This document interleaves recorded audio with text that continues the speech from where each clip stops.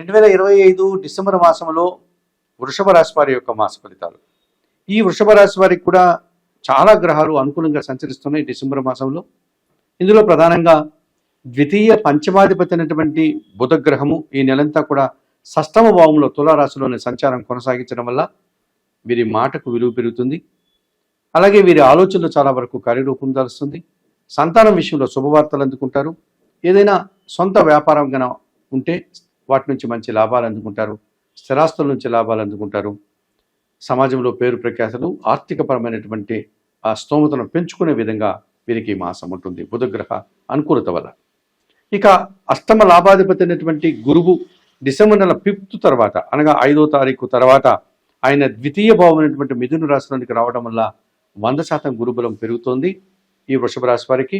వీరికి కూడా ఈ 2వ భావంలోనికి గురువు రావడం వల్ల కుటుంబంలో సంతోషకర వాతావరణం నెలకొంటుంది. అలాగే అనుకోకుండా నూతన అవకాశాలు కానీ నూతన లాభాలు కానీ నూతన శుభవార్తలు కానీ అందుకుంటారు.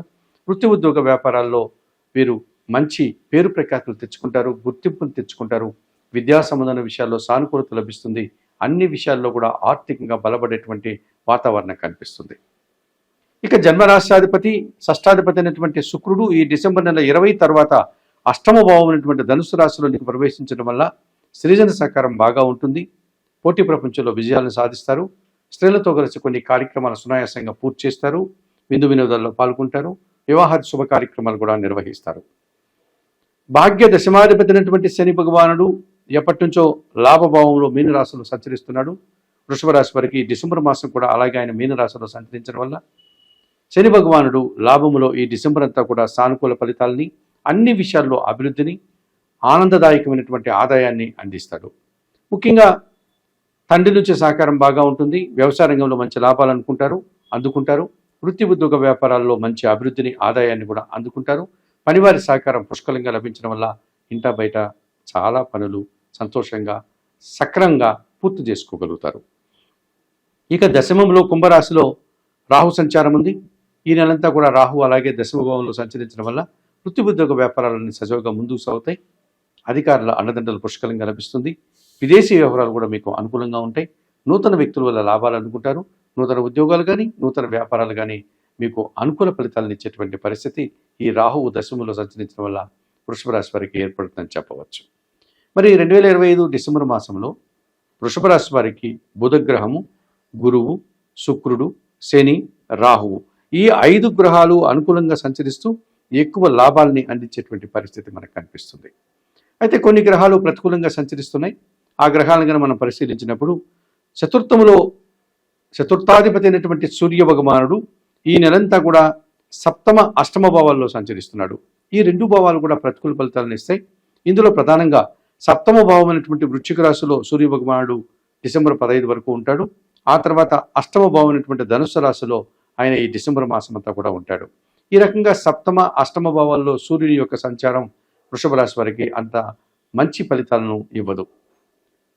ముఖ్యంగా తండ్రికి సంబంధించిన విషయాల్లో ఏదైనా ప్రతికూల ఫలితాలు రావడానికి అవకాశం ఉంది. అనగా తండ్రి అనారోగ్య విషయాల్లో కాస్త మీరు ఇబ్బంది పడాల్సిన పరిస్థితి కనిపిస్తుంది. అలాగే అధికారులతో మనస్పర్ధలు రావడానికి అవకాశం ఉంటుంది. ప్రభుత్వం నుంచి రావాల్సిన ఆదాయం వాయిదా పడుతుంది. కుటుంబంలో కూడా ఒక రకమైనటువంటి అశాంతి వాతావరణం లేకపోతే ఖర్చులతో కూడినటువంటి ఇబ్బందులు రావడానికి కూడా వీరికి అవకాశం ఉంటుంది. డిసెంబర్ 5 తర్వాత ఈ వృషభ రాశి వారికి అనారోగ్య సమస్యలు వచ్చేటువంటి పరిస్థితి కూడా ఈ సూర్య భగవాను యొక్క సంచారం వల్ల, అష్టమ సంచారం వల్ల వీరికి రావడానికి అవకాశం కనిపిస్తుంది. ఇక సప్తమ వ్యయాధిపతి అయినటువంటి కుజుడు ఈ నెలంతా కూడా ఆయన సప్తమ అష్టమ భావాల్లో సంచరిస్తున్నాడు. అనగా సప్తమ భావమైనటువంటి వృశ్చిక రాశిలో, అష్టమ భావమైనటువంటి ధనుసు రాశిలో సంచారం కొనసాగించడం వల్ల జీవిత భాగస్వామితో మనస్పర్ధలు వస్తాయి. వ్యాపార భాగస్వాములతో అభిప్రాయ భేదాలకు అవకాశం ఉంటుంది. జనాలతో కూడా కొన్ని అభిప్రాయ భేదాలు రావడానికి అవకాశం కనిపిస్తుంది.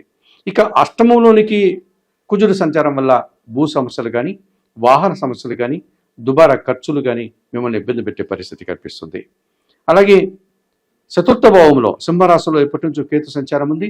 ఈ కేతు డిసెంబర్ మాసంలో కూడా సింహరాశిలోనే సంచరిస్తారు కనుక కుటుంబపరమైనటువంటి ఒక్క విషయంలో నిరాశ, అశాంతి, కొన్ని కార్యక్రమాలు చేయడానికి ఆటంకాలు మిమ్మల్ని ఇబ్బంది పెట్టేటువంటి పరిస్థితి కనిపిస్తుంది. అలాగే శుక్రుడు డిసెంబర్ నెల 20 వరకు కూడా అతను సప్తమ భావం అనేటువంటి వృశ్చిక రాశిలోనే సంచరిస్తున్నాడు కనుక స్త్రీలతో మనస్పర్ధలు వచ్చే పరిస్థితి కనిపిస్తుంది. అలాగే పోటీ ప్రపంచంలో మీరు వెనకడుగు వేసే పరిస్థితి కనిపిస్తుంది. కొంతమంది ఆత్మీయులైనటువంటి స్త్రీలతో మనస్పర్ధలు, అభిప్రాయ భేదాలు రావడానికి అవకాశం ఉంది. అలాగే కొన్ని విషయాల్లో మీరు వెనకడుగు వేయడానికి, అనుకున్నంతగా మీరు పనులు సక్రమంగా చేయలేకపోవడానికి, మంచి ఫలితాలను అందుకోలేకపోవడానికి కూడా మీకు ఇలాంటి వాతావరణాన్ని శుక్రుడు 20 వరకు అందిస్తాడని చెప్పుకోవచ్చు. మరి 2025 ఈ డిసెంబర్ మాసంలో తప్పనిసరిగా ఈ వృషభ రాశి వారు కొన్ని పరిహారాలు నిర్వర్తించుకోవాల్సినటువంటి పరిస్థితి మనకు కనిపిస్తుంది. ఇందులో ప్రధానంగా డిసెంబర్ నెల 20 వరకు సప్తమంలో శుక్ర సంచారం ఉంది కనుక మీరు ప్రతి శుక్రవారము మహాలక్ష్మి అమ్మవారిని సందర్శించండి. అలాగే ప్రతినిత్యం కనకదార స్తోత్రం చదువుకోండి. అలసందలు కానీ అనగా బొబ్బర్లు, అలసందలు వాటిని మనం బొబ్బర్లను కూడా పిలుస్తూ ఉంటాం కొన్ని ప్రాంతాల్లో. వీటిని బాగా ఉడకబెట్టి కానీ లేకపోతే నానబెట్టి కానీ కాస్త బెల్లం పొడి కలిపి గోవులకు ఆహారంగా దానం చేయండి. ఈ రకంగా చేయడం వల్ల ఈ శుక్ర ప్రతికూలతను మీరు సానుకూలపరచుకోవడానికి అవకాశం ఉంటుంది. అలాగే చతుర్థ కేతు ఎప్పటి నుంచో సంచరిస్తున్నారు కనుక వృషభ రాశి వారు ఈ కుటుంబంలో అశాంతి, నిరాశ కలగడానికి అవకాశం ఉంది కనుక ప్రతినిత్యం గణపతి ఆరాధన చేయండి. అలాగే గణపతి స్వామికి గరికమాలను ఏర్పాటు చేసి సోమవారికి ధరింపచేయండి. గణేశాష్టకం చదవండి. ఉలవలను బాగా ఉడికించి బెల్లం పొడితో కలిపి గోవులకు ఆహారంగా దానం చేయండి. లేకపోతే ఉలవలను పక్షులకు ఆహారంగా దానం చేయండి. ఈ రకంగా చేయడం వల్ల ఈ చతుర్థ కేతు దోషం నుంచి బయటపడడానికి అవకాశం ఉంటుంది.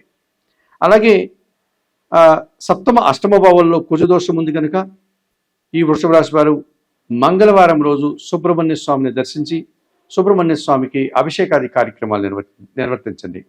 అలాగే సుబ్రహ్మణ్యాష్టకం కానీ సుబ్రహ్మణ్య కరావలంబ స్తోత్రాన్ని కానీ ప్రతినిత్యం చదువుకోండి. ఎర్రటి పూలమాలను సోమవారికి సమర్పించండి. ఎర్రటి పండ్లను నైవేద్యంగా సమర్పణ చేయండి.